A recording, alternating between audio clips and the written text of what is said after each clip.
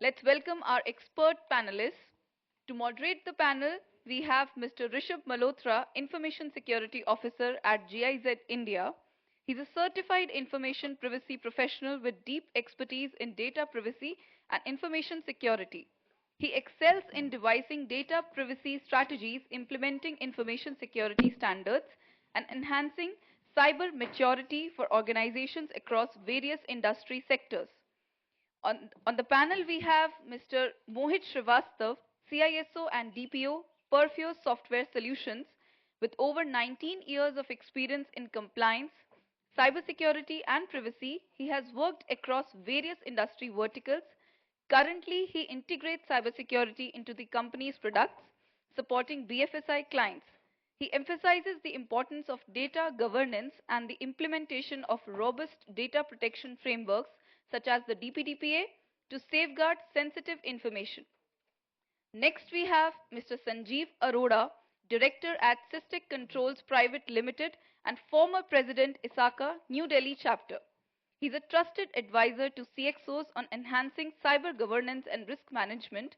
He's an expert in regulatory compliance across India and Saudi Arabia and also serves as CISO, CTO, and DPO for select clients, an international trainer and mentor for cybersecurity professionals.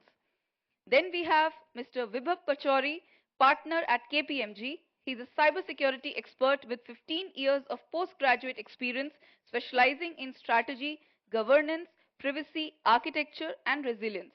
He also focuses on cybersecurity in M&A, managing transformation and integrations. Passionate about technological advancements, he emphasizes value realization strategies to strengthen cybersecurity frameworks and business outcomes. Then we have Mr. Ajay Sharma, Techno-Legal Advisor at Corpotech Legal. He's a seasoned legal professor with over 35 years of experience holding an LLB from Delhi University and certifications in various legal fields. He has addressed complex legal and human resource challenges across various industries in India and globally. His expertise includes work in semiconductors, IoT, telecom, and biometrics, with a particular focus on cyber law, cyber forensics, and intellectual property rights. And finally, we have Ms. Jasleen Sahani, Director at EY.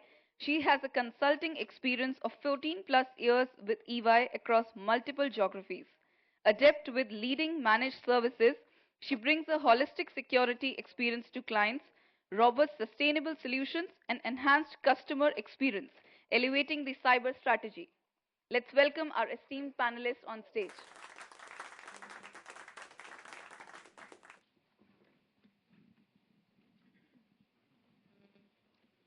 A very good evening, everyone. I know it's the last session and everyone is tired, but I believe this is one of the hottest topics in the industry right now and probably something which everyone is interested in because of the new DPDP rules that have been released in the previous month. So, privacy in India has always been a very controversial topic. We never had very strong privacy regulations in India. But August 2023, the President of India gave her assent on the Digital Personal Data Protection Act, and finally we have the rules currently which are in the draft stage. We have the time till 18th of February when the MeitY would be revising these rules based on the feedback received from professionals. So I'll just start with a very brief introduction. I would not want to repeat whatever information we have already been fed for the past couple of months. So the objective of the DPDPA is to build a holistic privacy framework and to protect the privacy rights of all the data subjects in India. We have a data fiduciary, we have a significant data fiduciary, someone who is responsible or custodian of data, someone who takes control on data, someone who makes the decision on how the data is going to be processed. Then we have a data processor, someone who will process the data on behalf of the fiduciary or the significant fiduciary. Then we have a very new concept added altogether into this framework, which is a consent manager, and we'll go deep down into that discussion as well. Now, there are certain obligations which a data fiduciary has to fulfill. There have to be consents with whatever data is being processed. The notices have to be provided to the data subjects. We have to do DPIAs, we have to do ROPAs. Then for significant data fiduciary, there are certain more obligations. They have to have a DPO, and they also have mandatorily have to have a audit for the data. Now, I would like to open the discussion with one of our esteemed members, Mr. Sanjeev, on how he sees this new regulation. How will it change the entire industry in India, basis the regulatory perspective and the customer trust? Okay, thanks. So customer, privacy, of course, is very important. And privacy is a concern for everybody today because we keep getting spam calls throughout the day, right? And just to begin, give you a reference point, at the Kumbh this year, there will be 400 million attendees and all their personal data will be somewhere for exposure. That's something we should remember. Now, when you collect data, right now, what is the, do you know of any consent manager as of now? Because they're not any really in operation, you can say. The people are building up these organizations and they have to be approved by the Digital Data Protection Board of India. The Data Protection Board of India, it's itself in the formation stage, it's not formed. So obviously consent managers are also not there. But what we are seeing as a change today is that the moment you open any website, you have these pop-ups, except the cookies. That's one point of entry point where you are giving a consent to visit the website and do the needful on that website. That's one part. But vendors or suppliers are giving so many services. They're giving, let's say, fintech services. For example, if you have to apply for a loan or a credit card or anything for that matter. So there are applications asking for you're making a request, you're filling contact forms, you're going to websites. So there are multiple places where the consent is going to be asked for. Now, does it mean that all the businesses will change their applications to business applications to ask consent again and again from you? And if you are taking a loan from 4 banks or applying to 4 banks but deciding on one, will you give consent to all 4 of them? That's another challenge. So what these consent managers are going to do, they'll be organizations which will centralize this collection of data. Okay? As an organization, you can be your own consent manager, or a third party can become a consent manager and give service to hundreds of companies, collecting the consent on their behalf and then sharing with the actual business delivery services. So that's how the consent manager will work, and that will be a registered vendor giving this service and who will be registered through a data protection board. That's how the consent manager will work. And of course, their job is very important. And another, of course, challenge would be what would be the privacy risk with them. To us, I will call Aadhaar a consent manager as far as I know. Aadhaar is a centralized consent manager doing everything, literally is a one-point shop. So that's the starting point of a consent manager. I thought, because this is a practical discussion now, shift from the quantum part, we are down to earth, and this is our day-to-day problem. So do you believe that having this definition of consent manager would add a new business vertical in the Indian economy? Most of the companies are startups, growing companies, they would want to register themselves as the consent managers. Yeah, and there will not be too many of those companies, I guess, because they have to be approved by the Data Protection Board. And there are certain obligations for them as well. They have to have some budget, some net worth, and years in industry. Exactly. Just got to add to what Sanjeev ji mentioned. Consent manager is not new in India. So RBI already had laws, had regulations around account aggregator framework. It exists today as well. It's just that now it has got expanded to be beyond banking. So it does exist, and Sanjeev ji also has touched base upon a very pertinent point upon, do we know any consent manager? Yes, there are organizations who have actually started working upon, and regulated industries which I kind of been serving a lot. They are just running behind getting these solutions implemented before even these board would have come up. So just wanted to add to your point. No, I do agree. I mean, like I said, even Aadhaar is a kind of a consent manager. Indeed. So, from a privacy perspective, we're just putting a thought process. Maybe we've not related this to the existing. Agreed. And even I think consent manager themselves would become a data fiduciary in themselves, a major data fiduciary. Quite possible. In Mr. fact, I Sanjeev also raised a just a point there, Rishabh. So, in fact, with a very interesting point, Vibhavya, just a question rather to you, not than us. But I looked at a lot of different laws around privacy, where if you look at GDPR, and there are so many others, where the consent management has not been given so much of focus as such from a requirement standpoint. Maybe, and since you were touching, I would really love to hear from you. In what ways is consent manager like different for the country? You'd like to add there, Mohit? Okay. Yeah, sure. So you were talking about it. Exactly. So before this, the draft rules came up, we started working on having a consent manager for the organization. Though draft rule states that it has to be an independent entity, and actually, ideally, it should be, because if you read the draft rule, the rule themselves quote the account aggregator example in itself, which means that somewhere the people who are drafting, they have this thought process that it has to come up as an independent entity.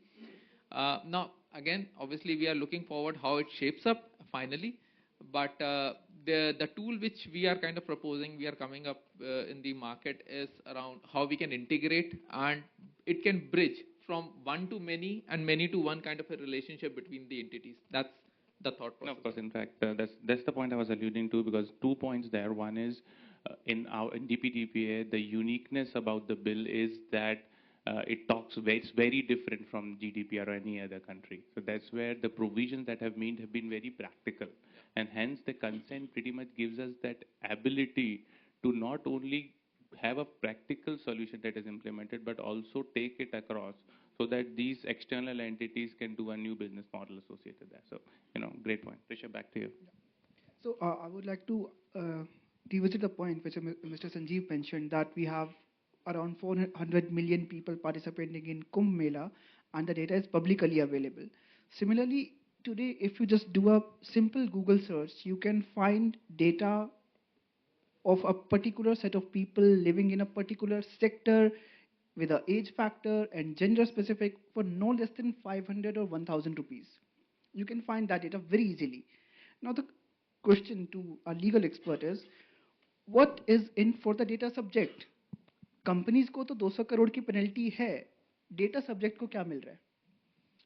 No, as per the rules, there is nothing, which they have mentioned that, what the data subject. In fact, the whole concept of DPDP Act should be to, protect the rights of the, data subject. But there, the only thing is, they are only raising it, and after that, and you rightly said that, the data is, so easily available. Forget about the, the breach which is going to come through the computer system. There are people who are just photocopying the data in the organizations, And when, I handle the HR legal part also, and the companies are coming to me that, the employee has taken away some data, not through the computer, but, they just copy pasted, or they download it. And when I ask them that, why don't you take the action? They are not interested in taking the action because they are not even aware that IT Act itself, protects them. Section 66 says that if any employee takes the data fraudulently or with dishonest, orientation, there is a 3 years imprisonment, which is there. But nobody takes. So, when it comes to data protection, it requires much deeper understanding, not only just the DPDP Act, but also that how to protect the privacy of the people or the, data subject which is available in the organization. So you touched base upon IT Act. We also have an SPST Act. Now we'll have a DPDPA. Then we also have regulations coming from CERT-In. We have regulations coming from SEBI. Now, as an organization, to whom do I actually report to if in case of a breach? Which is the one that I should actually follow the regulations? Because there are multiple regulations now. Yeah, I was listening to the SASE in the morning. And I thought that maybe there is something, which is required for the consent for this, regulations also. That, if a person, is there and if there is a framework, which we have created, so within 6 hours, you have to report to the CERT-In, and then you have the GDPR, in case the company is aligning with that, then you have the SEBI guidelines, then you have RBI, there are so many. So maybe there is another business vertical which is going to be there, where they will create a portal that, okay, you put all that information, in the system, and the rest of the things, is managed on its own. So yes, it is a problem, a lot of, and that's why the startup companies are saying that it is going to be a burden on them to manage these regulations. A global unified compliance management, which has GDPR, CCPA, HIPAA, and everything. No, it is a requirement, because otherwise, the company will be only busy with the giving the information to the regulatory bodies or to their higher-ups, In fact, coming to privacy, just a point there, most of the organizations are looking at the generally accepted privacy principles, which becomes the baseline, considering some of these global organizations have to comply with hundreds of privacy laws. So they look at the generally accepted privacy principles across, and then look at a top-up control wherever there are specific regulations within the countries. So that's something that we have looked at. I want to have a specific discussion on one topic, and we actually have the best person to answer that, Mr. Mohit, who wears the hat of both a CISO and a DPO. Now, the question is, the entire DPDPA, it looks very legal in some terms, but it does talk about information security as well. So whose responsibility is it? Is it a CISO's responsibility to implement DPDPA, or does the responsibility go to the risk teams or the legal teams? Okay. If we start discussing, we may probably keep discussing it length and may not be able to conclude. But there can be different school of thoughts. Now, one school of thought could be this is a legal requirement, has to fall under a compliance guy, under legal or anything of that sort. If I put up a security hat, I say as a security, what is my responsibility? It is to secure data. What is PII? PII is one sort of data, one classified specific sort of information. I'm already protecting intellectual property, I'm already protecting PII, I'm already protecting strategic information, why not this? So now you have to define the boundaries of what am I doing. Information security is just implementing the compliances the way it should be. I am a second line of defense through which I'm ensuring that it is complied, right? And in this case, especially in the regulatory framework, the legal states that, okay, whether it is complied as per the language verbiage written on the paper, right? Hence, it's clearly defined. Controls, I'll be defining and ensuring that the products are defined with all defense in depth. Privacy is by design being taken care of. And because we are providing products to BFSI customers, we know that that's kind of, it is an inbuilt. It has to be baked into the product, right? Hence, again, a school of thought, but it's already clearly demarcated between legal and security, as always. I think, a playbook is required, to manage all these things, not only just who is responsible. There are phases, there's a pre-breach phase, the breach phase, and the post-breach phase. Say, like we say that, in that within 72 hours, you have to inform the data subjects also. Now, suppose the data subject is an employee. Will the legal or an IT guy be in a position to go and, talk to them? So maybe the HR guy is required. If it is a customer, maybe the customer, department is required. So there has to be a playbook which should define clearly that in case of breach, then what does the CISO does or DPO does or the legal department does, HR does, or the customer support department. Now those things are to be defined very clearly when we are trying to implement the DPDPA Act. And when it comes to breach notification, there is a sort of a conflict coming in between GDPR and DPDPA. Now, within DPDPA, we have, if there is a breach, we immediately have to inform the Data Protection Authority. And within the next 72 hours, we have to go back to the authority and tell them that these are the steps that we have undertaken since the breach took place.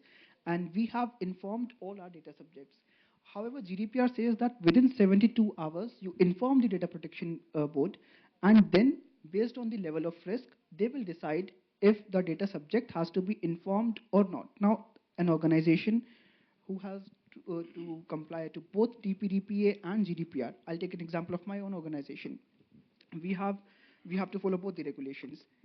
If there is a breach, do I inform my data subjects immediately, or shall I wait for an approval or a response from the EU-based data protection authority? Because for me, my headquarters is in EU. I have to follow their authority. But the law of the land says that I have to follow Indian regulations. Now, this is sort of a conflict. How do you... So I think the thumb rule is, follow the law of the land. If you are, based in India, so the DPDPA Act becomes, important. Yes, GDPR, since it has the risk factor also involved, that, what is the risk of that data breach? So there will be some action which will be taken at the GDPR level, or, the authorities which are there in Europe. But I think the first priority will go to the law of the land. Yeah. So previously in India, I believe there has to be a culture that has to be imbibed, that can only be done once we take privacy from the inception stage itself. Now, in cybersecurity, information security, we do not now talk about reactive approach. We talk about the proactive approach. We have terms like SecDevOps. We have terms like privacy by design. We start with data minimization so that we can control the flow of the data in future. And maybe Jasleen, if you would want to add some more light on this. Right. I think from whatever we've discussed up until now, I think it's very pertinent and clear that this is definitely the need of the hour. And it's also something that is very empowering to a data subject to know and, operate in this business that we operate in. From a perspective of privacy by design, you're right, it is a very proactive approach, and that is the only way you can actually have it implemented. But we have to have the foundations in place. So we start from where all data is being collected. And by that, as organizations, are we aware of our collection points? And can we deploy certain controls therein? Probably consent, probably notice. These are certain controls you can build in right at the start, at the root. Then you go into what is the data that is being collected and how is it being collected. So again, the data that is being collected, is it something that is needed? Is it fit for purpose? Does it, even if you've defined the purpose, do you really require all the attributes of the data that you're collecting? Can we go into a minimization approach? Can we build in controls at that stage where we talk about access, where we build in certain safeguards pertaining to, say, encryption, tokenization?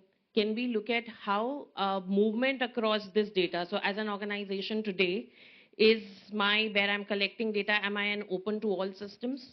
Can I put access controls and restrict data flowing into my organization at that point itself? Absolutely. And then, of course, once you are processing the data, you're working back with applications. There is, like Mr. Mohit had described, the privacy has to be by design within the system. So the tech landscape has to be robust and has to be empowering organizations by its own means. So are we doing data privacy impact assessments of our applications? Can we build in certain security controls therein? Absolutely. Are all of our processes and applications that are processing the data, they are talking back to our policies? Have we been able to do that sort of a mapping? Have we given awareness to our colleagues? There may be certain departments like marketing, finance, HR that deal with highly sensitive information. So do we have a role-based awareness program for them? Are we focusing on certain areas? While processing the data, I've realized that I probably need an additional consent. Do I have mechanisms to, sort of regain that consent from the data subject? At the same point in time, while processing, am I talking to third parties? So what is the sort of contractual agreement that we have with the third parties? Can I restrict the information that is going to the third party? So all of these are, while you are operating in that particular modality, the design of controls, the safeguards has to happen at that point. And of course, your organization layer, the governance sits on top. So all of that is talking back to your policies in terms of retention, in terms of what is it from a requirement perspective, do we have a governance, is there a sustenance program, where are we standing? And then as a feedback, it helps you build that control over a period of time. So a lot of these things become relevant, but of course, these are organizationally driven. But it is the individual and the departments that are, accountable independently. So that's how you will build it out. Like, what could be the challenges when we are dealing with legacy IT systems, legacy infrastructure? Okay, we can build privacy by design while we are building a new application or a new infrastructure or a new design. But wherein we have a legacy system that has been running for years, and we would not want to break something or change something which is not broken. How can we do privacy by design into that or data minimization into that? So you do data minimization, and that you build controls on top of that. You build controls outside of that. You build controls into the information that is moving in, moving out. You build controls in, and you build both proactive, detective controls. You build processes that are empowering the individual who is working on a legacy system to do his job, while at the same point in time work back with the organization policies and safeguard data. That's really insightful. Can I just add to that? Please. In the legacy system, very interesting is that when we built those legacy systems 15, 20 years back or whatever, the concept was let's collect everything, we'll think of a use later. Absolutely. So that's the problem with the legacy. But minimization we have to do. The best way to, I think, enable, security on this data is whatever fields of personal data you don't use, you can start by completely encrypting at the back end and without impacting the front end of the system so much. So that could be a starting point, I would say, what you don't need. Invariably, what happens is most of the data that we collect in most applications, what we call as master data or the key data, we create it once, but we don't use it too much again. So we have to think of it as a concept change. Data minimization in India, I believe, we cannot even restrict it to legacy applications. I don't remember. It was some UPI application. I think Paytm or Tata Neo, I believe. They have a feature wherein we can submit our society maintenance bills via the app itself, and all I need to do is I just need to go to that particular feature. There is a drop down. I select city. There is a list of all the societies. I select any random society. They'll give me tower A, tower B, tower C. I select any tower, and there's a list of all the residents. And UPI is not legacy. So data minimization is something which is missing. The thing is, data kahan pada hai, hame yahi nahi pata. In fact, I'll just tell a quick story here. This is about, so I was in Australia for doing a work for one of these clients, and the client said, I have a lot of data in the environment. So I was presenting and just thought of what could be some of the analogies that can kind of relate with it. And I said, if you look at Hinduism, there are three gods, which are Brahma, Vishnu, and Mahesh. If you really put it into context from the data standpoint, very simply, you have Brahma, who are the creator, where the data gets created all the time. Similarly, there is operations, the CIOs, some of the tech people are operating all the time. But what one god are we missing is the Lord Shiva, because we generally don't, nobody who comes in and destroys and the data. And that pretty much becomes the fundamental problem. And in fact, I had a fundamental question for you, because you come from the legal background, sir. So, there are some organizations which have clear visibility on how much data they have to keep, right? And that's where it's an 8-year, 10-year, 12 years. Now, there are a lot of these organizations who don't have clear visibility on how much data they should keep and for how long. And how do they operate? Because they're not strictly regulated. They have a lot of data points, and they still carry a lot of personal information that they operate with. For someone like those, what could be the guidance that they can look at? So DPDPA Act says that, 3 years, and then there are sectoral requirements, which are there. But I was going through the assessment of one of the hospitals. Within the two departments, one said 7 years, the other said 10 years.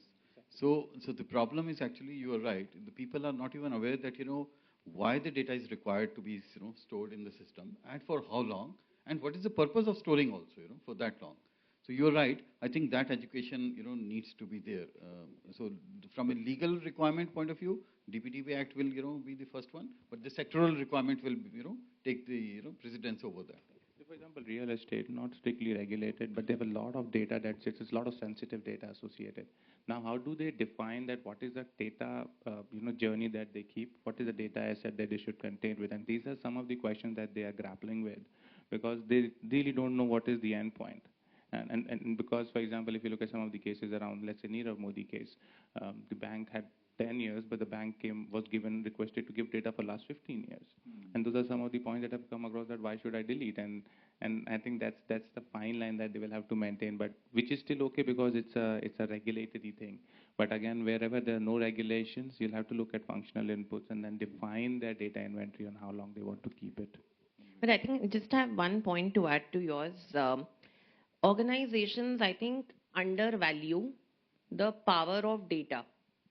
So while they collect everything in the interest that, we may use it at some point in time, what this bill beautifully does is, and this entire act that's come about is that it's going to give a lot of data visibility to an organization. And that's very empowering for driving insights as well.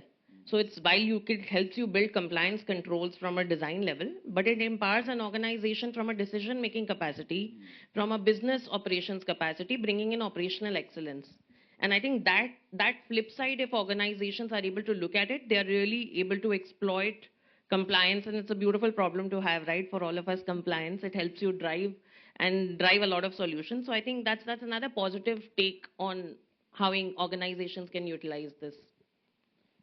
Now, if we also talk about future, 5 years down the line, 10 years down the line, how do you see the entire privacy landscape getting changed due to this DPDPA? Maybe due to any upcoming regulations that may or may not come, how the global scenario changes, how the entire landscape changes due to AI, ML, or due to quantum, as Professor Rajendra mentioned.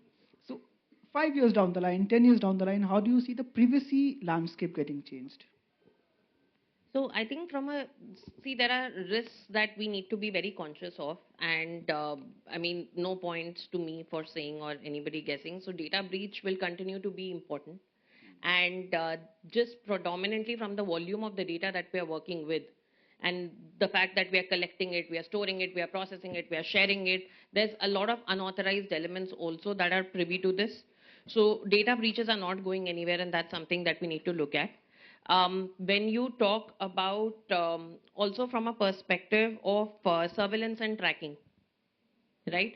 There are enhanced technologies that use very sophisticated surveillance and tracking mechanisms. So governments, organizations will be questioned on the use of our data from a tracking perspective. Those are queries that will go back and that will become important. Another aspect will be your regulatory challenges that will come in over a period of time. So the tech landscape has started changing since the last few years. Most organizations, specifically the mid-market, are going through an entire technology transformation, right? So 1 year down the line or 2 years down the line, when this act will actually be implemented, is it effective and relevant at that point in time from where the tech landscape has matured? Or maybe we need another DPDPA 2.0 at that point in time to sort of, come in and address some of those aspects. And of course, ethical concerns is another very, very big aspect. So you have AI/ML, you have other technologies, you have biometrics getting used, and technologies, like you said, every single app wants your biometric from a perspective of security. But all the consent that I have given you, do I as a subject have that account transparency on how my data is being used? What is the accountability? Is there a responsible use of my data that is happening? And are there controls that need to be built on it? So all of these become very key risk factors from how technology is advancing and from where we will be now, at least the next few years. I think want to take. Yeah, so just adding a legal angle to it. We have Section 79 of IT Act wherein they say that the intermediaries are responsible or not responsible. There have been various judgments. The last one was Shreya Singhal. Suppose this COMB data, which is a personal data, is posted on, say, Telegram or, say, on some website. Now, we don't know, who was the company, which was the data fiduciary, but the data is there. Now, I'm talking as a data subject. My data is, landing on some place. That company says that I am not interested because I am intermediary. My responsibility is not to do the due diligence. Now, how is going to be DPO, Data Protection Board, going to take care of such kind of issues, which are going to emerge in next few years? Issue, sorry, the issue is that the DPDP excludes the companies doing research and analytics very smartly, and there will be millions of companies just thriving on that data because millions of companies thrive on Google Baba, who keeps everything of ours. Just want to add a practical challenge to what Jasleen and Sanjeev ji mentioned. See, I think what is going to come up is about data governance, a very strong data governance, and for the reason. Now, we have products, and as I mentioned, we have products which are AI based, work with BFSI, and they are fraud control, and I need to feed in so much of data to identify mule accounts, right? How do you think, now where should I draw the line? I'm serving the customers, I'm helping the economy, I'm also need to have that access to that information, wherein I can feed in, I can identify. This is what I'm doing today, right? And I'm not, I'm supporting multiple BFSI customers in their revenue leakage, in their fraudulent activity accounts and mule accounts. Now, so that's where we need to draw the line that when it comes to AI, ML and everything, how the data governance would come into play, right? And this is a practical problem we are kind of facing as we speak. Yeah, because I believe your company serves mostly the regulated. Exactly.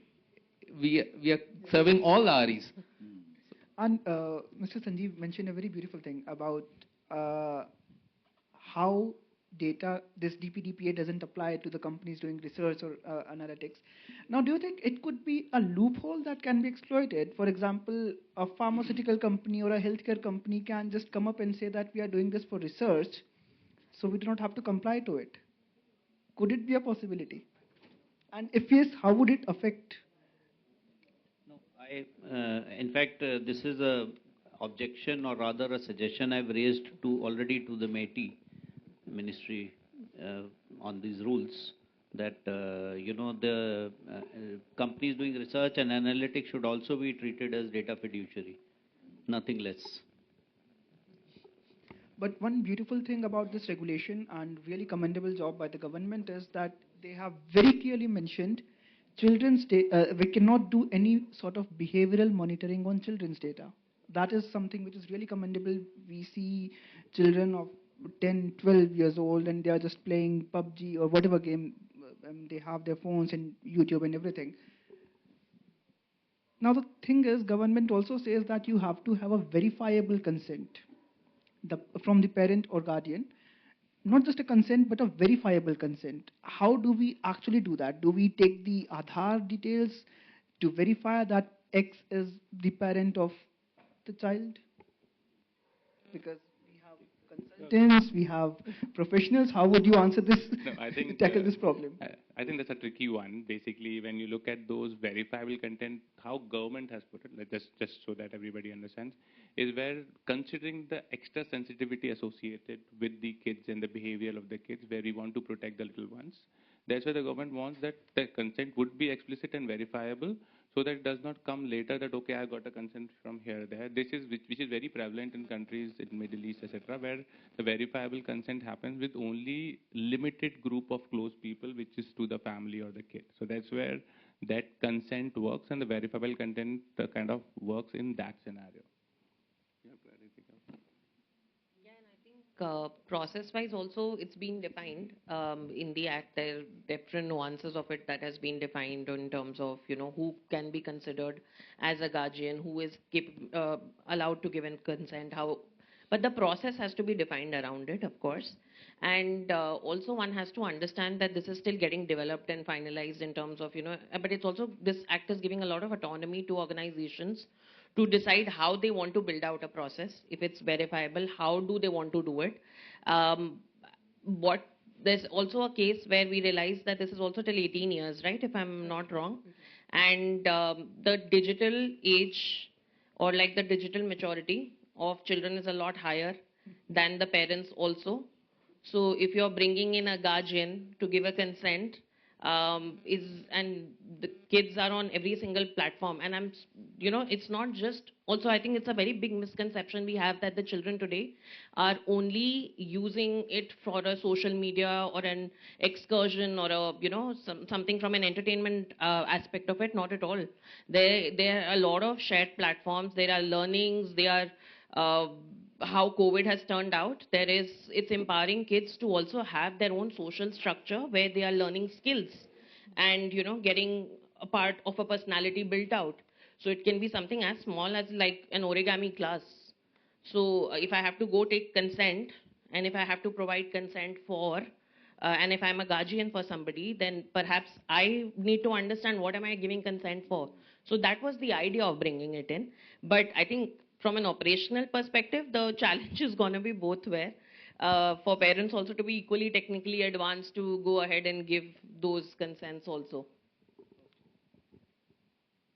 So if we talk about this broader ecosystem, wherein we have multiple levels of data fiduciaries, there are schools, institutions, private sectors, companies, then we have significant data fiduciaries, then there is a lot of data lying around in government sector. We had Mr. Sanjeev Khanna from UIDAI, I think he has left now, someone who is the biggest data fiduciary, most significant data fiduciary in India. Then we'll have consent managers, we have the data subjects. This broader ecosystem, how can they, is there a way wherein they can all work together to protect the rights of the data subject, to implement the privacy culture in India? And because GDPR, if we see, it is really strict. There is no leniency shown over there. Can we expect similar things in India? Maybe I'll take a stab at it. First of all, I would not say DPDPA is less stricter than GDPR because some of the words that have been used are pretty strict. For example, in GDPR, the word is deleted, while in DPDPA the word is erased. So there's some of the words which have been used are very strict. So that's the first point. So I would assume that, but I really don't feel that the significant data fiduciaries per se will really work together, but there are a lot of business complications associated with integrating the type of data that they would have. I think what would really work, one thing that was very important for it to be done, and we already talked about, is on consent. So consent kind of moved broadly. But overall, I think considering the amount of, discussion which is happening on the subject, and that's where we are seeing a lot of people interested. In fact, most of the larger banks, telcos, which we assume may be the significant data fiduciary, are already on their journey.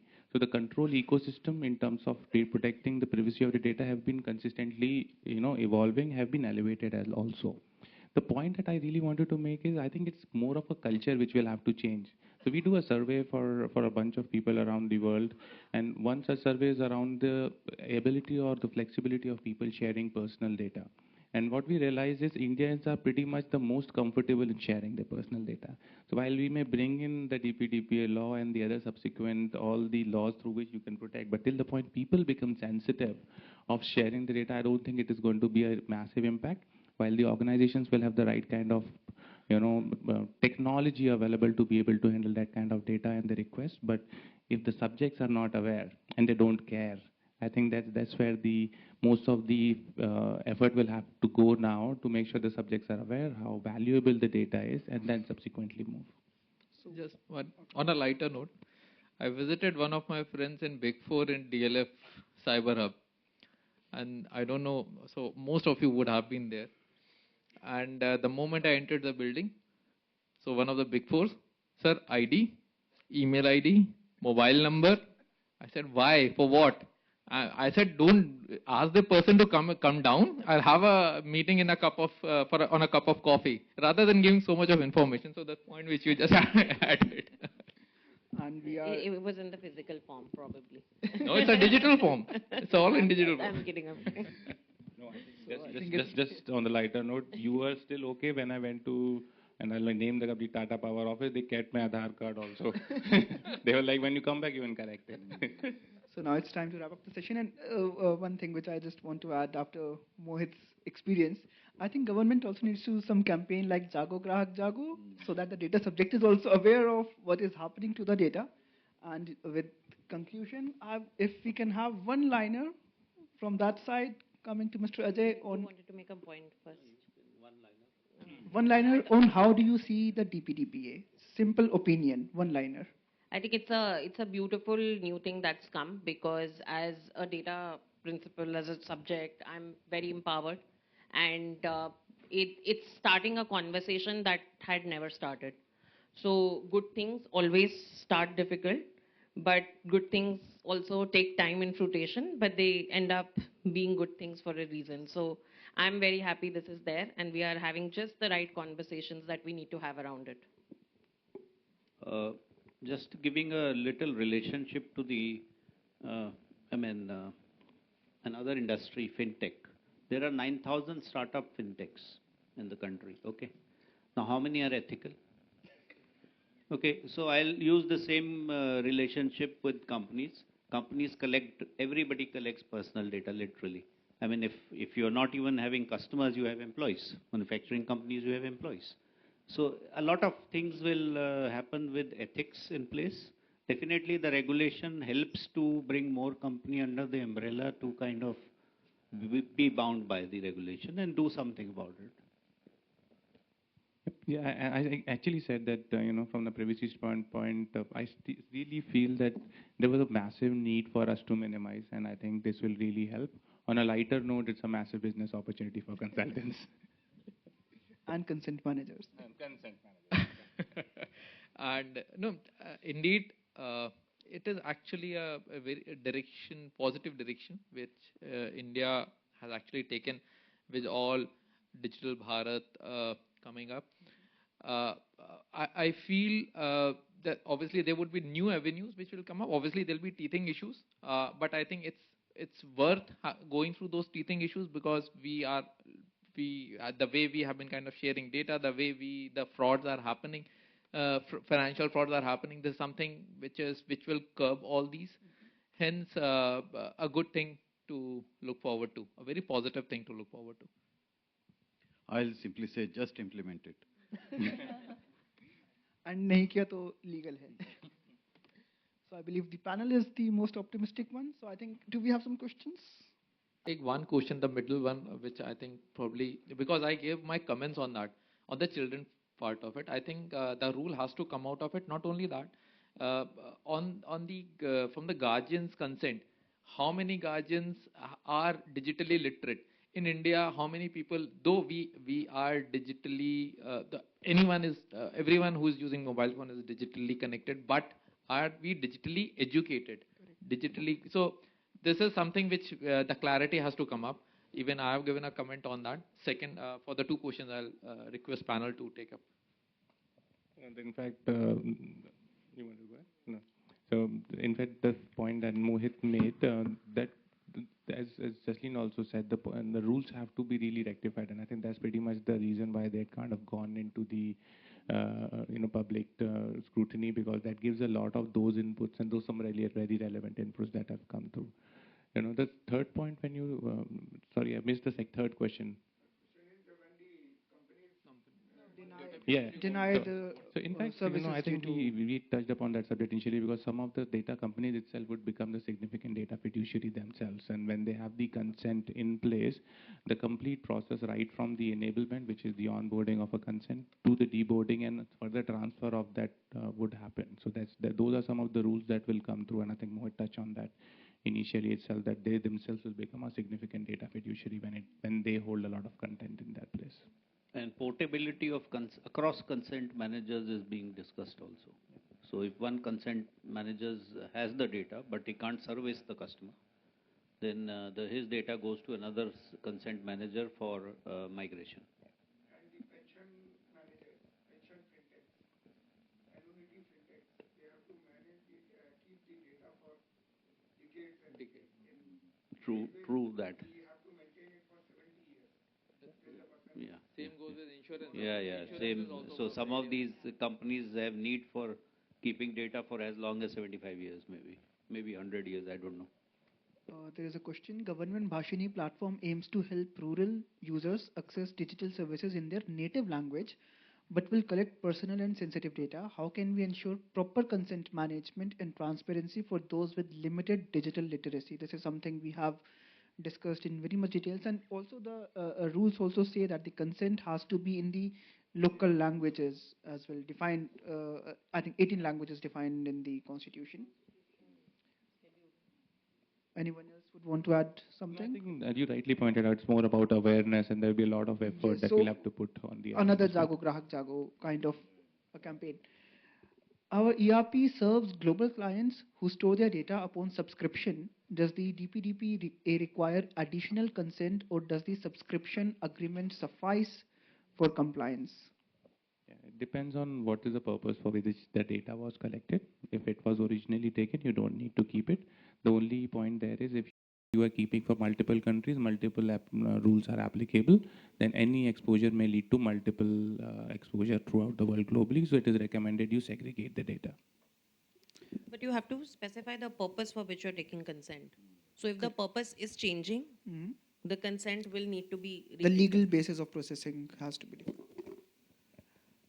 How can we become like China in terms of technology and how they use the data to make their citizens' life easier? I don't think we should become like China, first of all. Probably like the Chinese companies that operate in Europe. That is the way to look at it. But I don't think that's our intent to become anyway. Agreed. How do you see existing data breaches and its leaked data available on the dark web being misutilized by people to sue processor and data controller? That's going to keep happening. Yeah, that is. Means I give you again one practical example. So the day this rule came up, I received around 50 or 60 emails stating that you have my data, kindly delete it. And so, now, first thing I need to first ensure that that data actually is with me. Exists, Now, correct. this is going to be a problem with any organization largely on a very complex scale to even identify that data. So, a robust data grievance platform wherein we ensure as well that yes, the person does exist. He or But she we is need a to identify customer. that. Mohit, if the data has been given to 20, like Kumbh ka example we are Yeah. taking, to the hotel, to the airline, to the railways, to the Kumbh authority, so 5, 6 people we have given that data. Now, from where it has leaked and how do you trace it back? It is nearly impossible to sue the data fiduciary. No, probably, but as a data fiduciary, because the law of the land, I need to comply to it. The first thing I need to do the due diligence, identify whether it was actually with me, because I myself don't know whether it happened at my end or not. Right. How about negative country list in case of cross-country data transfer? As of now, there is no list of countries that has been defined in the Act. No, it's not, nothing has been defined. Nothing We has can been move to the defined, next yeah. question. Can you please scroll it up? How can DPDPA effectively balance stringent data protection and privacy rights with the legitimate needs of law enforcement and national security agencies to access data in specific legally sanctioned circumstances? I think it's you. That's no, I think the government, the recent Telegraph Act also, the changes which has done, wherein the government has been given team power to, take care. So there are certain things we cannot discuss in this forum, So So I think it's time that we wrap up the session. I think Sandeep sir, you want to add something? No, I'm. Okay. So thank you everyone. Thank you all the online participants. Thank you all the members for this patience. Waiting A till 7 in heartfelt, the evening. a heartfelt thank you to our audience and all our participants for their valuable insights. To honor their contribution, I'd now like to welcome Mr. Ajay Manchanda to the stage for the felicitation ceremony.